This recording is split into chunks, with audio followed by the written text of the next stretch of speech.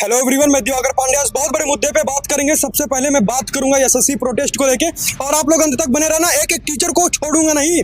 और देश में ये जो भ्रष्टाचार के खिलाफ आंदोलन उठा रहे हैं ना, और मैं आपको बता दूं, ये आंदोलन नहीं था, अपने चेहरे को चमकाया जा रहा था। अब मैं बताता हूँ, एक एक पोल बहुत बारीकी से खोलूंगा और जंतर मंतर से लेके पूरी दिल्ली घुमाऊंगा और पटना तक भी लेके चलूंगा आपको। दोस्तों मैं आपको बता दूं, मोबाइल इधर रखता हूँ। पहले मैं आपको सबसे पहले स्टार्ट करना चाहूंगा कि प्रोटेस्ट किया क्यों गया। सबसे पहले मैं बता दूं, सबसे पहले इन लोग का मुद्दा था कि सबसे पहले हम स्टूडेंट्स को न्याय दिलाएंगे।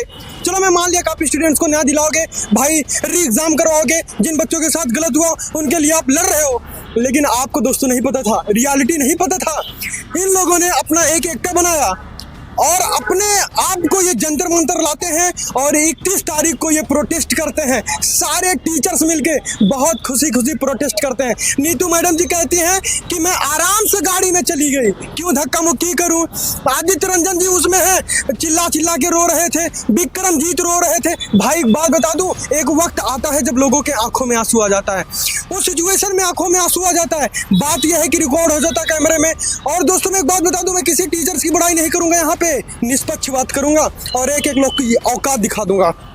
दोस्तों मैं आपको बता दूं कि लोगों के आंखों में जब उस वक्त आंसू आ गया, कैमरे में रिकॉर्ड हो गया, तो उसी को मेम बना के नीतू मैडम जी क्या कहती हैं ये हम बताते हैं। हम थोड़ा मुद्दे पे बात करते हैं।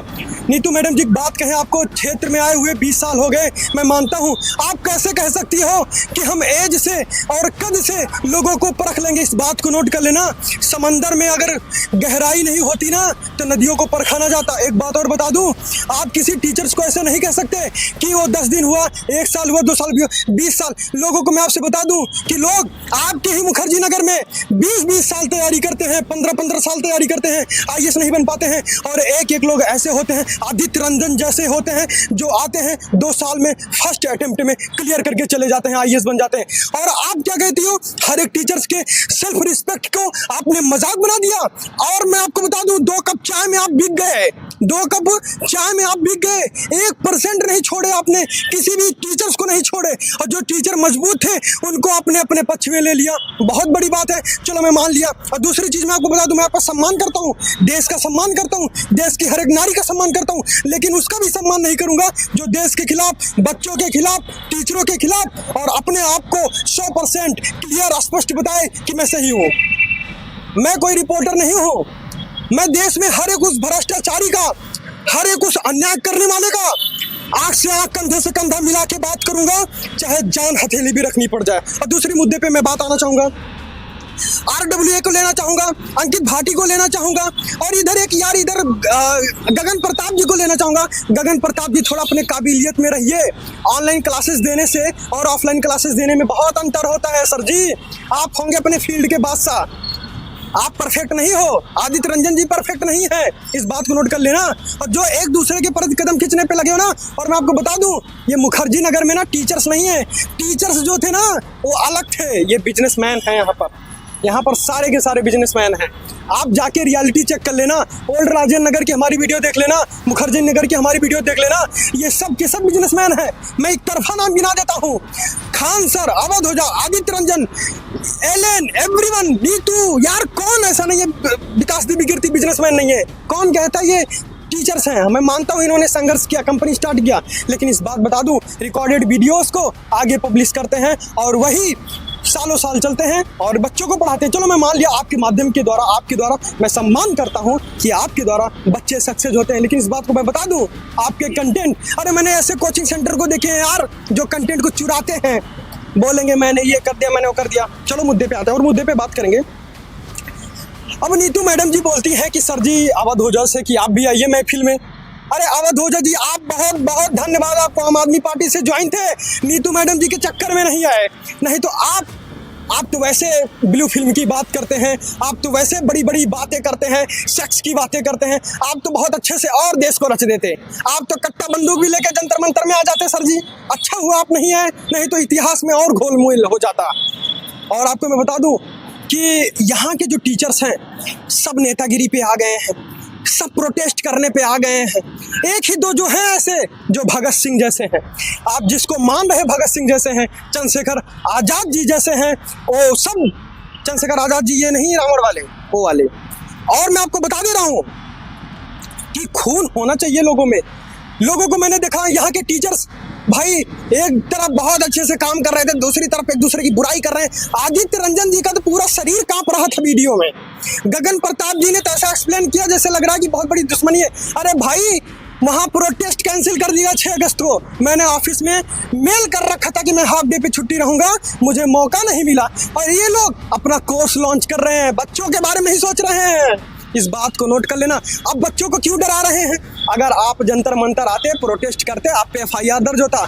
इस बात को मैं बता दूं, सारे टीचरों को एक वार्निंग देना चाहूंगा, ऐसी नौकरी को भारत का कोई छात्र नहीं करना चाहेगा जिसमें घपलेबाजी हो। इस बात को नोट कर लेना। अगर आप खुद को भगत सिंह कह रहे हो ना, तो हमारा देश का हर एक स्टूडेंट भगत सिंह जैसा है और भगत सिंह जैसा खून है। इस बात को नोट कर लेना। FIR के डर से यहाँ कोई चूकने वाला नहीं है और आपके डरवाने से कोई पीछे हटने वाला भी नहीं है। इस बात को नोट कर लेना। और ये सब के सब जितने भी लोग हैं ना, ये सब बिजनेसमैन हैं। और एक बात बता दूं, इन लोग का भी एग्जाम कराया जाना चाहिए।